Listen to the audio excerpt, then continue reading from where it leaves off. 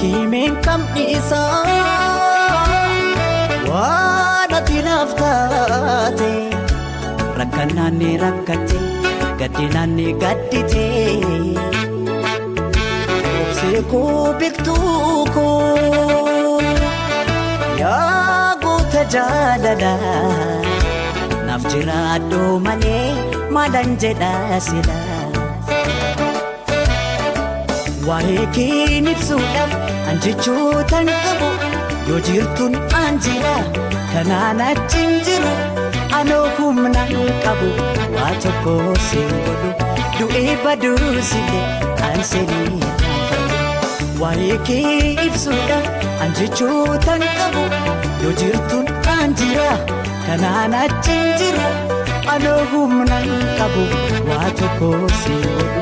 du'e badu sile anseni